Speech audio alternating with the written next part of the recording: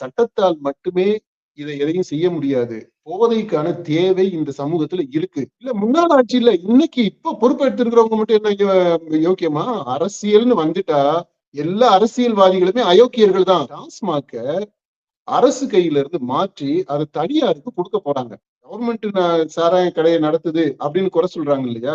இப்ப நாங்க நடத்தலப்பா, தனியார் தான் நடத்துறாங்க, அதை நாங்க மானிட்டர் பண்ணிக்கிறோம் அப்படின்னு சொல்லிட்டு அரசுக்கு வருவாய் இழப்பு ஏற்படாத விதத்துல இதை தனியார்ட்ட கொடுத்துட்டு அந்த தனியார்ட்ட இருந்து கண்டிப்பாக கமிஷன் வாங்க போறாங்க.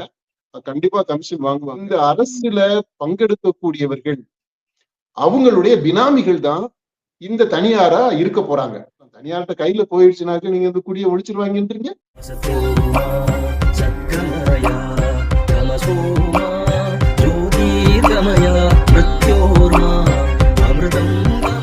பண்பாட்டு ரீதியாக பெரிய மாற்றம் ஏற்படணும். அது உலகளாவிய அந்த நுகர்வு கலாச்சாரம் அதனுடைய தாக்கம் இதுல இருக்கு. இந்த போதை பொருள் இதுலயும் இந்த பெண்களுக்கு எதிரான குற்றங்கள்லயும் அடுத்து அந்த எப்ஸ்டைனைசேஷன் ஆஃப் குளோபல் கல்ச்சர் அது நடந்துகிட்டு இருக்கு. இதை பற்றி விரிவா வேற ஒரு காணொலியில நான் எக்ஸ்பிளைன் பண்றேன். இப்போ இந்த மாதிரி அதாவது வெஸ்டர்னைசேஷனை கடந்து வேற ஒரு பிவர்ட்டடான ஒரு தாக்கம், கலாச்சார மாற்றம், கலாச்சார புரட்சி, கலாச்சார சீர்கேடு, கலாச்சார சீரழிவு, அது நீங்க என்ன மாதிரி நீங்க கருத்தியல் நிலைப்பாடு எடுக்கிறீங்களோ அதற்கேற்றது மாதிரி இந்த வார்த்தைகள்ல ஏதாவது ஒண்ணு நீங்க எடுத்துக்கலாம். அது சீரழிவாக எடுத்துக்கலாம், இல்ல சுதந்திரமாக எடுத்துக்கலாம், இல்ல முன்னேற்றமாக கூட எடுத்துக்கலாம்.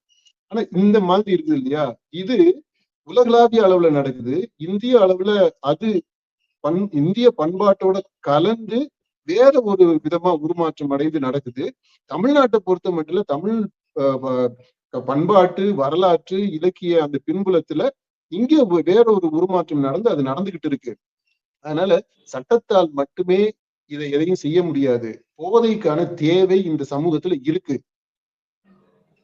அந்த போதைன்றது இன்றைக்கு இருக்கக்கூடிய அந்த டீனேஜ்ல இருந்து அடுத்து வரக்கூடிய அடுத்தடுத்த வயதினருக்கு அப்படி எடுத்துக்கிட்டீங்கன்னா இந்த டீனேஜ் பருவத்திலேயே இந்த போதைக்கான தேவை இருக்கு அவங்களுக்கு. இந்த தேவை எதனால வந்தது, அதை எப்படி களைய முடியும் அப்படின்னு தான் பார்க்கணுமே தவிர இந்த போதை பொருளை கண்டிப்பா அதனுடைய விநியோகத்தை நிறுத்தலாம், அதனுடைய உற்பத்தியை நிறுத்த மாட்டேன்றான். ஆனா சிகரெட்டு ஸ்மோக்கிங் அது கேடு அப்படின்னு தெரியுது. சின்ன பசங்க எல்லாம் சிகரெட் பிடிக்கிறான், அதை சட்ட ரீதியா நீங்க நடவடிக்கை எடுப்பீங்க, ஆனா அதை உற்பத்தியை நிறுத்த மாட்டீங்க. சரக்கு அடிக்கிறான், ஸ்கூல் பசங்க, ஸ்கூல்லயே பொம்பளை பிள்ளைங்க பையங்க எல்லாரும் சரக்கு அடிக்கிறாங்க, சாராயம் குடிக்கிறாங்க, ஆனா அதை நீங்க சீரியஸா எடுத்துக்கிடுவீங்க அவங்களுக்கு சப்ளை பண்றவங்கள, ஆனா உற்பத்தியை அதை நிறுத்த மாட்டோம். ஆனா இது இந்த முரண்பாடு இருக்குது பாத்தீங்களா? அரசுக்கு ஆதரவா இருக்கவங்க தானே பண்றாங்க. கரெக்ட். அரசுக்கு ஆதரவா இருக்கிறவங்க இல்ல, அரசு நடத்துறவங்களே பண்றாங்க. இப்ப இவங்க மேல குறை சொல்ல முடியாதனால அந்த சொன்னேன் நானு, முன்னாள் அரசு ஆட்சியை சொல்லணும் அப்படிங்கறதுக்காக. இல்ல முன்னாள் ஆட்சி இல்ல, இன்னைக்கு இப்ப பொறுப்பெடுத்திருக்கிறவங்க மட்டும் என்ன யோக்கியமா? அரசியல்னு வந்துட்டா எல்லா அரசியல்வாதிகளுமே அயோக்கியர்கள் தான். எல்லா அரசியல்வாதிகளுமே, அதுல மாற்று கருத்தே இல்ல. இதுக்கு ப்ரூஃப் வேற வேணுமா என்ன? அடுத்து பைதவே இப்ப நம்ம சரக்கு பத்தி பேசிட்டோம். இதுல ஒரு முக்கியமான ஒரு ரெவல்யூஷன் நான் சொல்ல போறேன். ஏன்னா என்னுடைய மனசுல உள் மனசுல சில சமயங்கள்ல தோன்ற விஷயம் கரெக்டாவே நடந்துரும். இப்ப இதுல இது டிடிகே ஆட்சி, விஜய் முதலமைச்சரா பொறுப்பேற்றுட்டாரு. அவருடைய முதல் நாள் ஆட்சி சிறப்பாக கையெழுத்து எல்லாம் போட்டு நடக்குது. இதுல கூடிய விரைவிலேயே இந்த தாவேகா ஆட்சி இந்த டாஸ்மாக் இருக்குது இல்லையா, டாஸ்மாக இப்ப அரசு நடத்திக்கிட்டு இருக்கு இல்லையா? இத என்ன பண்ணுவாங்க, டாஸ்மாக அரசு கையில இருந்து மாற்றி அதை தனியாருக்கு கொடுக்க போறாங்க. அப்போ இந்த சரக்கு விநியோகம் அப்படின்றது முன்னாடி இருந்துச்சு தெரியுமா?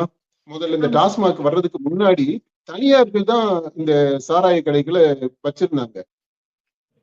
அவங்களேதான் அந்த பார்களையும் நடத்திக்கிட்டு இருந்தாங்க அந்த இது பக்கத்துலயே. ஆமா, அவங்க என்னன்னா அரசுக்கு ஒரு குறிப்பிட்ட கட்டணத்தை கொடுத்துருவாங்க. அது மட்டும்தான் அரசுக்கு வருமானமா வந்தது. அது ரொம்ப கம்மியாக இருக்கு. அது மத்தவங்க இந்த மாதிரி பிரைவேட் ஹேண்ட்ஸ் நிறைய கொள்ளையடிக்கிறாங்க அப்படின்றதுனாலதான் அது அரசு கையில எடுத்துச்சு. இப்போ என்ன ஆகும்னா, அரசு சாராயம் விக்கிறது அது வேலை கிடையாது அப்படின்ற ஒரு கோஷத்தை முன்வைத்து, அதாவது மக்கள்கிட்ட ஒரு நல்ல பேர் வாங்குறதுக்கு கவர்மெண்ட் சாராய கடையை நடத்துது அப்படின்னு குறை சொல்றாங்க இல்லையா? இப்ப நாங்க நடத்தலப்பா, தனியார் தான் நடத்துறாங்க, அதை நாங்க மானிட்டர் பண்ணிக்கிறோம் அப்படின்னு சொல்லிட்டு அரசுக்கு வருவாய் இழப்பு ஏற்படாத விதத்துல இதை வந்து தனியார்கிட்ட கொடுத்துட்டு, அந்த தனியார்கிட்ட இருந்து கண்டிப்பாக கமிஷன் வாங்க போறாங்க.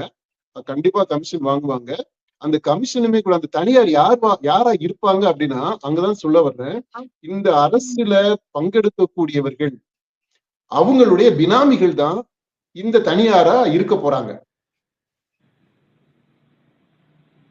நான் கரெக்டா சொல்லி இருக்கிறேன்னா இப்போ புரியுது? அதாவது நீங்க அன்பாக்கு மாதிரி சொல்ல வந்தீங்கன்னா டாஸ்மாக் கடைகளை தாவேக அரசு மூடிரும் சொல்ல வர்றீங்க அப்படின்னு நினைச்சேன். ஆனா நீங்க அதை மாற்றி தனியாரிடம் ஒப்படைச்சு அவங்களுடைய ஆதரவாளர்கள் அவங்க தொழிலதிபர்களா வந்து அதை நடத்துவாங்க அப்படிங்கிற மாதிரி சொல்றீங்க. அவங்க ஆதரவாளர்கள் இல்ல, அவங்கதான் அவங்களுடைய பினாமிகள் பேர்ல அவங்க பண்ண போறாங்க. அரசாங்கம் நடத்தாது. ஆனா அரசாங்கமாக இருக்கக்கூடியவர்கள், அரசு நடத்துபவர்கள், அவர்கள் அவங்களுடைய பினாமிகள் பேர்ல இந்த தனியாரா இருந்து இந்த சாராய கடைகளை நடத்த போறாங்க.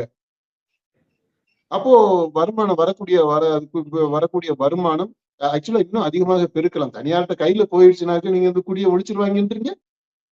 குடி அதிகமாகும். நேரம் எல்லாமே அதிகரிக்கப்படும். இப்ப சட்டவிரோதமா நைட்டு விக்கிறது சட்டபூர்வமாகவே விற்கப்படும். ஆமா. அடுத்து இந்த குடி குடி குடி குடி நோயர்கள் இல்ல குடி பிரியர்கள் இருக்கிறாங்க இல்லையா, அவங்களுக்கு வெரைட்டியா சரக்கு கிடைக்கும். அரசாங்க கண்ட்ரோல்ல இருக்கிறதுனால ஒரு சிலர்கிட்ட இருந்துதான் கொள்முதல் பண்றாங்க. அது குவாலிட்டியில எல்லாம் நிறைய பிரச்சனைகள் இருக்கு. இப்ப தனியார்ட்ட போகும்போது போட்டி போட்டுக்கிட்டு அவங்க வந்து வைக்கும்போது எந்த சரக்கு மக்கள் விரும்பி சாப்பிடுறாங்களோ, எதுல அதிகமான போதை இருக்கோ, எது அதிகமான நல்ல டேஸ்டா இருக்கோ அப்படின்ட்டு அது வரும். அப்புறம் இம்போர்ட்டட் ஃபாரின் சரக்குகள்லாம் வரும். இந்த எலீட் அந்த அவுட்லெட்ஸ்ல இருக்கு இல்லையா, டாஸ்மாக்ல அந்த எலீட் இதுல இருக்கிற எல்லாமே இன்னும் பரவலா கிடைக்கும். இந்த பாண்டிச்சேரியில இருக்குது பாத்தீங்களா, அங்க விதவிதமா சரக்கு கிடைக்கும்னு சொல்லுவாங்க. அந்த மாதிரி இப்ப தமிழ்நாட்டிலையும் விதவிதமா சரக்குகள் கிடைக்கும். அது நல்ல விஷயம் தானுங்க. குடிமக்களுக்கு குடிக்கிறவங்களுக்கு வெரைட்டியா குடிப்பாங்க. அதெல்லாம் நடக்கும் தனியார் கைக்கு போனா. எனக்கு என்னவோ உள்ள மனசு என்ன சொல்லுதுன்னா, தனியார் கைக்கு சீக்கிரமே இந்த இது டாஸ்மாக் இந்த சரக்கு கடைகள்லாம் போயிடும் அப்படின்னு தோணுது.